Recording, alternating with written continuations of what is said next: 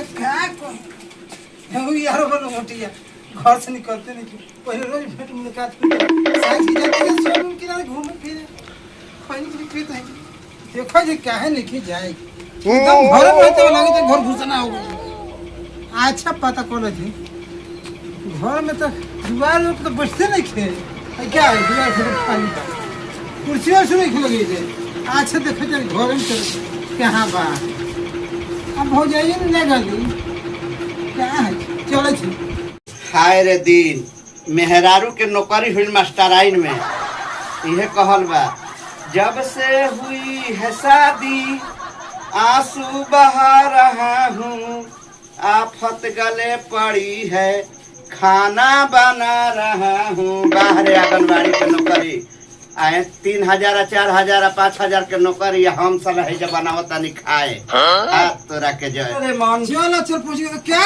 भाई ये क्या हो अरे मर्द तो तू बिना बोलले केहू के किचन और रसोई घर में काहे ढुक जाता है अरे क्या करी यार दोस्त हम तार मेहरा भौजाई न लगी हम कोनो दोस्त तब भौजाई लगी हम तो घसीबा सुनो पहले कोई दिन से तारा खोजे थे पहले चले थे सोन किनारे घूमे फिरे आई घर खो मिलते नहीं खो अरे हमार हाल देखते हो मुझे हाथ देखो में पहुंच गई नहीं कहने कि आज तारा खोजले में मालूम ना आज पहुंचे ता घरों में आ गए हो जाए तो नहीं लिखी लो कोई भैया हमारी स्थिति बड़ी खराब है क्या भाई कहो तू लइका जानत अरे हम जनती तो हमार मेहरारुआ के आंगनबाड़ी में नौकरी न हो गइल बा वाह भाई बधाई हो बधाई पैसा हो अरे भाई हम जहर दे दे हमारा के दे दोस्त जहर आया थी देता है हम अरे रोज बनाईला खाना ए भैया कविता में सुना दे हां कहा अरे रोज बनाई हम खाना ए भैया मौगी पढ़ावे आंगनबाड़ी में अच्छा अरे मौगी पढ़ावे आंगनबाड़ी में हाँ अरे मौगी पढ़ावे आंगनबाड़ी में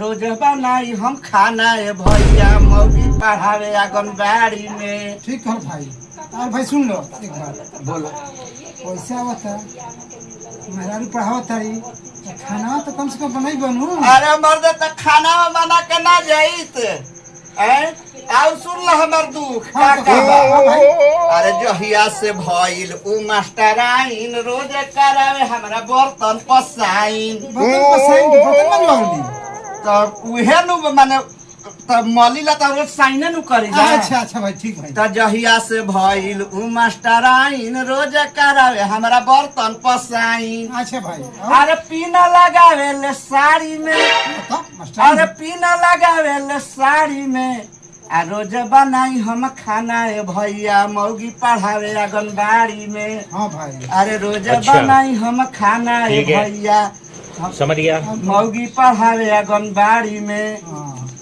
अच्छा ये दुख बा भाई अपना दुख बा और कहाँ गे अरे खाए बनाईला गोड़ दबाईला मर्द फिर कहिए ना भाई एकदम ना कम हृदय के यार हंसे से बबुआ हम तोरा से कहत तनी ना एकदम उठली यार तो हमार हाल बबुआ हो धोबिनिया के लड़किया हम घरे सुख ना ससुर हां एकदम अच्छा कह भाई कह खायो बनाईला गोड़ो दबाईला आ रात बीतेला मारा मारी में अरे रात बीतेला मारा मारी में आ हम बनाईला खाना ए भैया आ मौगी पढ़ावे आंगनबाड़ी में अरे हम बनाईला खाना ए भैया मौगी पढ़ावे आंगनबाड़ी में भाई तो ये बात तो सुने न हाँ एकदम सुन ले हैं दुधार गाय के लातो सहल जाला पैसा कमाती है एकाद थी मारी देना तो हम हर्ज क्या तू क्या के मार रहा बिया तो करा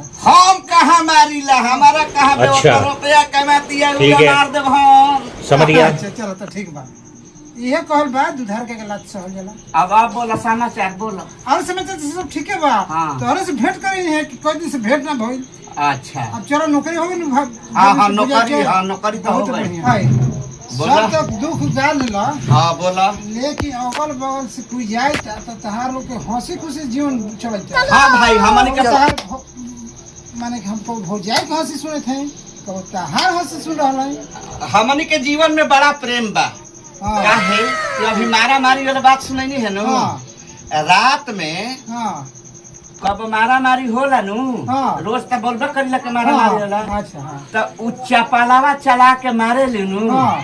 त तो हमारा लाग जाला तो खूब हंसेली। अच्छा आ जब उनकर चपलावा हमारा पर ना लगेला तो हम खूब हंसीला। ऐसे तो दोनों आदमी के जीवन बड़ी हंसी खुशी से बीतेला। हंसी खुशी। हाँ और ओके बात एकदम सही कहला। हाँ हम तो माने उतन देखत ना रहे कि अगर बोल जाए तो सुनाई देत रहे।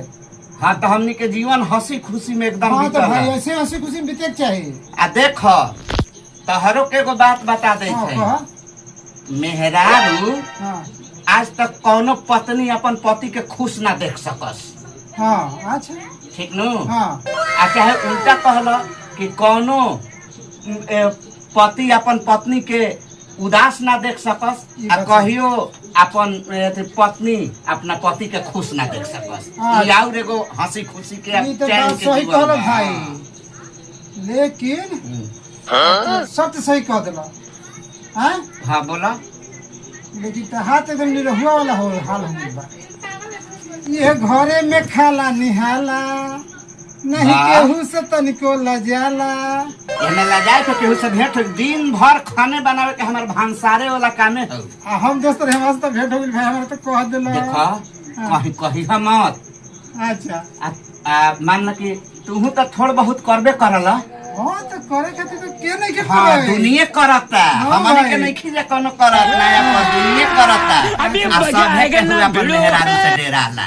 हाँ भाई हाँ हमार जाता ना संगतिया हमें सब अपन मेहरारू से डेराला। संगति है क्या पूरे दुनिया दे हाँ, पूरा दुनिया डेराला। हाँ। कोई ऊपर से कहे कि हम शेर हैं। शेर है लेकिन लेकिन हाँ हो जाए तो सियार। सियार का बिलाई।